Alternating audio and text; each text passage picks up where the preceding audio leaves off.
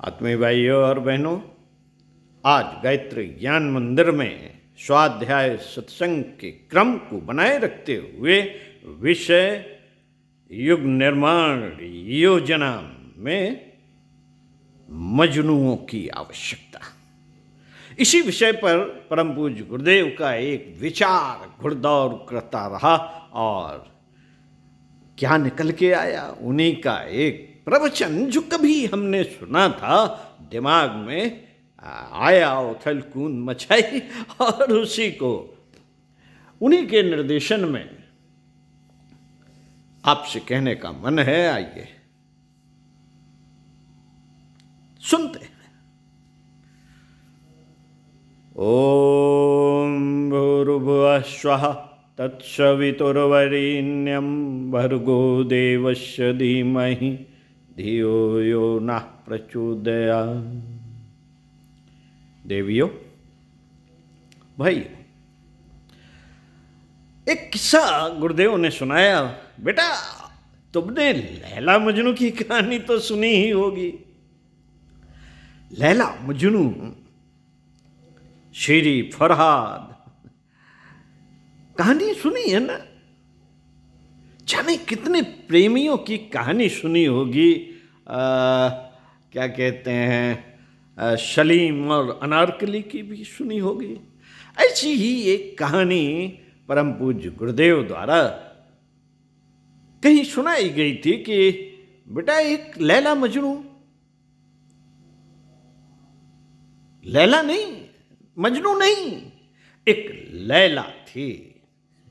लैला बहुत खूबसूरत थी, एक राजा की बेटी थी। अपने राज्य में उसकी सुंदरता का बहुत लोग बखान करते थे और जब कभी वो आती थी, छज्जे पर खड़ी हो जाती थी, तो उसे देखने वालों का तांता लग जाता था।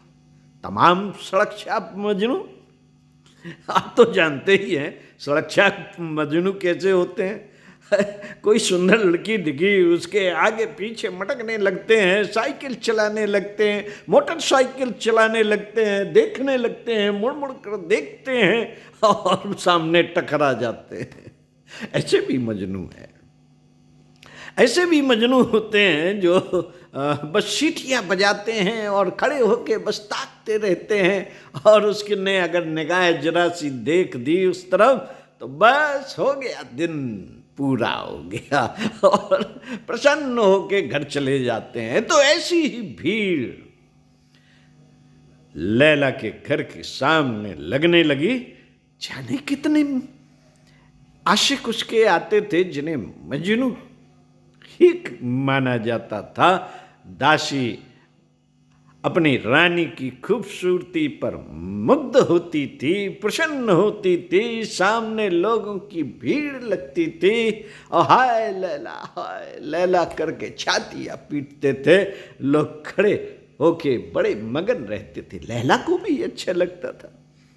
क्या मुझे चाहने वाले इतने लोग बेचारे दोपहर से लाइन लगा के खड़े हो जाते थे। लैला निकलती थी, शाम का समय था उसका एक निश्चित 5 बजे 6 बजे के आसपास जब सूर्य अस्त होने को होता था तब वो अपने छज्जे पर आती थी और लोग 12 बजे के बाद से भीड़ लगाना शुरू कर देते थे। उसके छज्जे के आसपास नीचे बहुत भीड़ लगने लगी, लोग लाइन में खड़े होने लगे।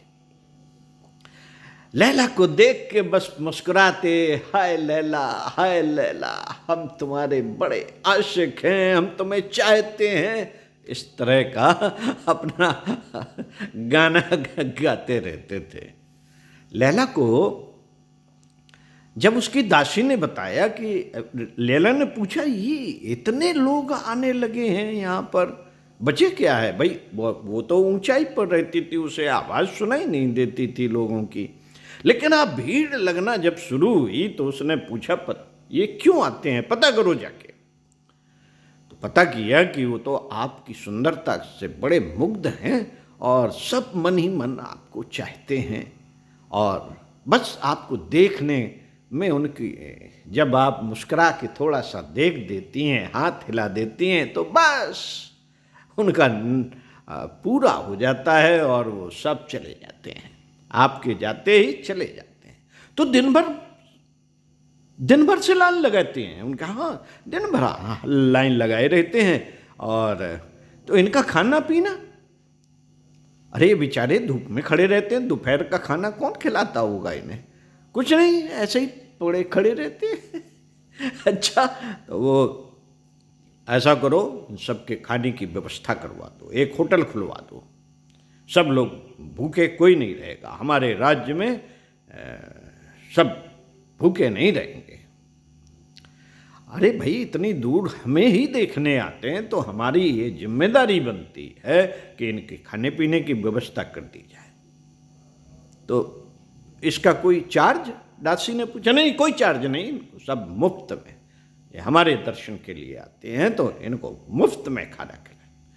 मुफ्त मुफ्त का खाना जहाँ सुना तो दूसरे दिन मजनुओं की और भीड़ लग गई और लोग आने लगे और भीड़ बढ़ती चली गई।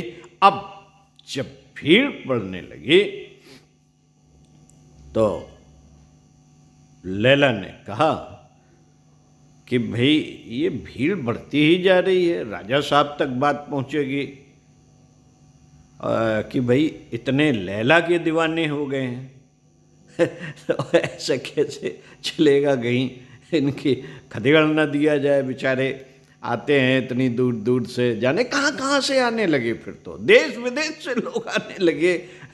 तो साथियों, फिर एक चतुर दासी थी उसकी, लैला से उस चतुर दासी ने कहा कि लैला ये बताओ कि ये जो मजनू है, क्या तुम्हें भी लगता है ये तुम्हारे दीवाने हैं, तुम्हारे आशिक हैं? क्या इनमें से किसी मजनू को तुम पसंद करती हो? बोले पसंद करें तो कैसे, कि कौन सही मजनू है, इसकी पहचान तो हो पहले। अगर इसकी पहचान हम करा दें तो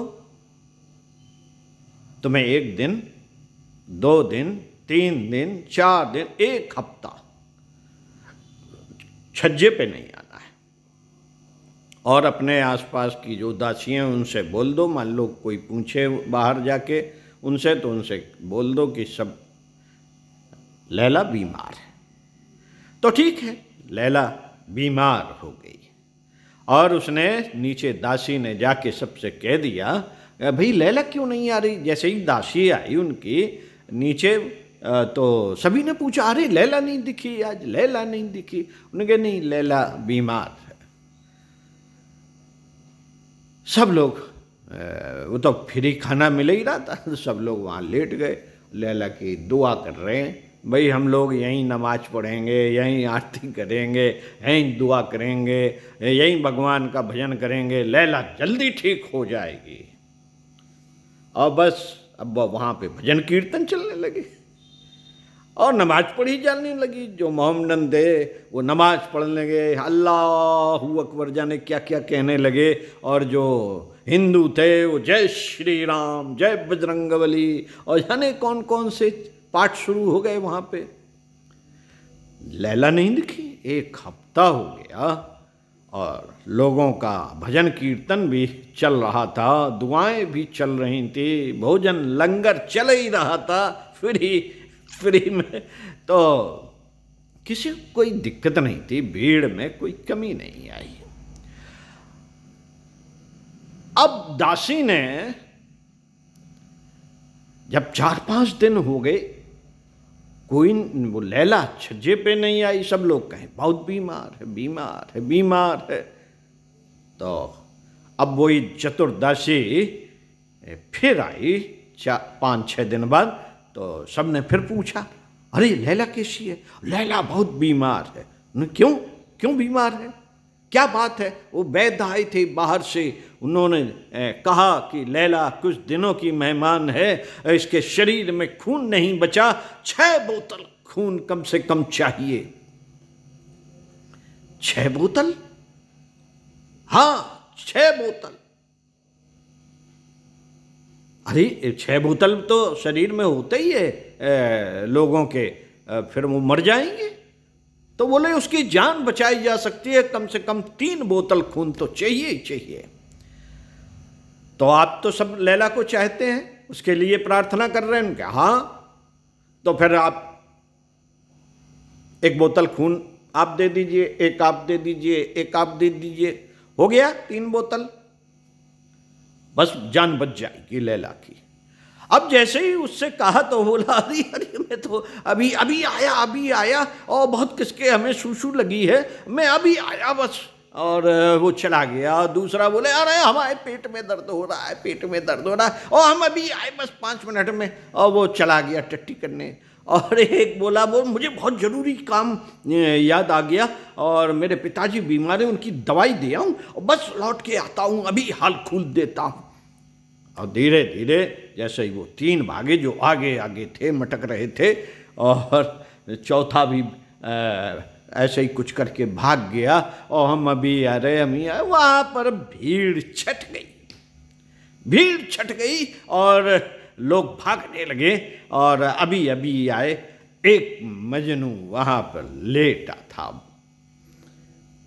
जब सारे लोग चले गए, दासी बोली अरे यहाँ तुम एक भी ऐसा मजनू नहीं जो लैला के लिए अपना खून दे सके।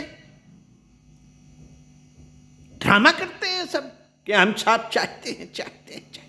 बस वो मजनू लेटा था, बहुत दिनों से वो लैला को बहुत चाहता था। वो उठा, आया, उसने एक बोतल तोड़ी, बोले दासी खून किस में लोगी, ला बोतल। और उसने अपने कांच की बोतल तोड़ के घसेड़ ली, पेट में मार दिया और खून की धार बहने लगी। बोले ले भर खून, कितना खून चाहिए, लैला को कुछ नहीं होगा, मैं जब तक जिंदा हूं लैला नहीं मर सकती। और फिर 1 बोतल खून, 2 बोतल खून, 3 बोतल खून निकाल के भर दिया उसने तीनों बोतलों में। बोले अभी 3 बोतल और है मेरे शरीर में, कम से कम 6 बोतल एक मनुष्य के शरीर में होता। जाओ और जैसे ही कमी पड़े तुरंत आना दासी, मैं यहीं पर बैठा। दासी घबरा गई, उसने पट्टी बांधी, बोतलें उठाई और लेके ऊपर चली गई और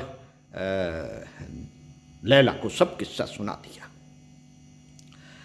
लैला भागी भागी चली आई, नीचे तक दौड़ी हुई, मेरा मजनू है ये मुझे चाहता है, बाकी सब दिखावटी थे, भीड़ लगी हुई है जहां तहां।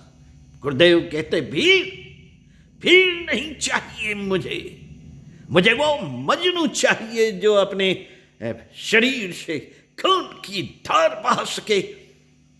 चाहने को था यज्ञ की भीड़, मीटिंग की भीड़ और कार्यक्रम की भीड़, साधना करने वालों की भीड़। अरे कुछ नहीं करना है तुझे, मेरा काम करना है। काम करने के लिए लाले पड़ते हैं, आंदोलन में काम करने के लिए लाले पड़ते हैं, भागते हैं, बस आशीर्वाद देने की भीड़। हवन कुंडों में भीड़, आहुतियों की भीड़, मनोकामनाओं की भीड़, इससे युग निर्माण होगा। युग निर्माण में मुझे ऐसे लोग चाहिए, ऐसे मजनू चाहिए जो अपना सब कुछ हमारे लिए मिटा सकें, अपने आप को मिटा सकें। समय देना नहीं आता, 2 घंटे बैठ के साधना कर ली, यज्ञ हवन कर लिया और भाग खड़े हुए। दिखावटी मजनू,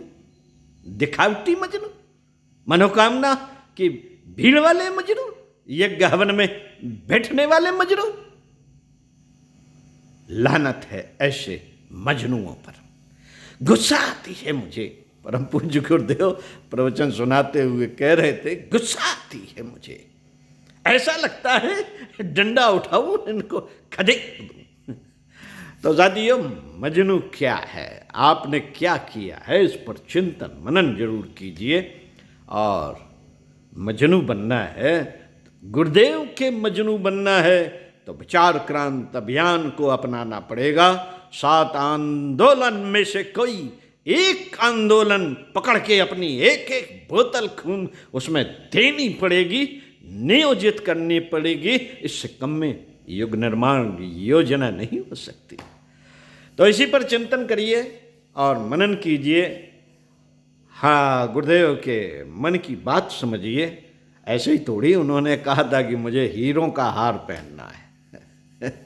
तो हीरे बनिए और करते रहिए कुछ ना कुछ। ओम शांति।